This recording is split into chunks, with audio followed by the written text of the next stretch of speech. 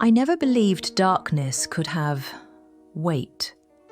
But that night, on a silent road cutting through the Hollywood forest, I learned what real fear feels like. My name is Arman. I've been driving night routes for years. Long highways, empty gas stations, and radio static that sometimes feels louder than the music. But nothing prepared me for what I saw that night. It was past 2:40 a.m. when I took the Old Forest Road. A shortcut. A mistake. The trees on both sides were tall and dead-looking, curving over the asphalt like long, twisted fingers. The air was so cold it felt sharp in my lungs. I was exhausted, barely keeping my eyes open. The road, the darkness, the silence. Everything felt heavy. And then I saw something. A white shape standing, perfectly still. At first I thought it was just fog, or maybe a plastic bag stuck on a branch. But as my headlights reached it, the shape became clear. It was a woman. She stood in the middle of the road, wearing a long white dress that dragged across the asphalt. Her hair was long and black, falling over her face and shoulders. She didn't move. Not an inch. It almost felt like she was waiting for me. My foot slammed the brake. The car skidded, sliding on the cold pavement until it stopped about 10 meters in front of her. For a few seconds, I just stared. There we were, alone, in a dead forest, with nothing but my headlights between us. The silence was so thick I could hear my own heartbeat. I swallowed hard. Then, slowly, I pressed the gas to drive past her. But as the car rolled forward, she lifted her head, and I saw her face. Her skin was unnaturally pale. Her eyes weren't angry or sad or even human. They were empty, completely empty.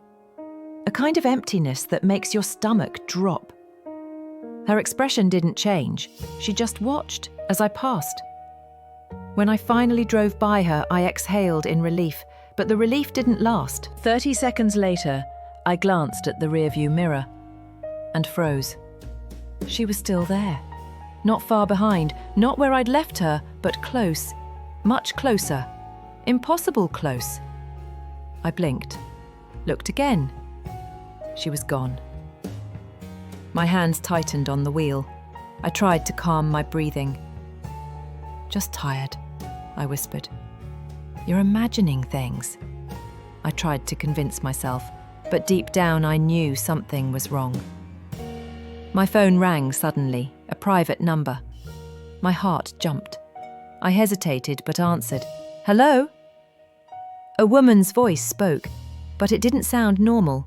It sounded like it was coming from deep underground, faint, rough, echoing. She said, "Why didn't you stop?" My stomach dropped. I hung up immediately. The car felt colder, too cold. I didn't want to look at the mirror, but I had to. I lifted my eyes slowly, and my whole body went numb. She wasn't on the road anymore. She was inside my car, sitting in the back seat. Her head bowed, hair covering her face, hands folded neatly on her lap. Still, silent, unmoving. I couldn't breathe, couldn't think, couldn't move. I stared into the mirror, hoping, begging that she would disappear if I blinked. But she didn't.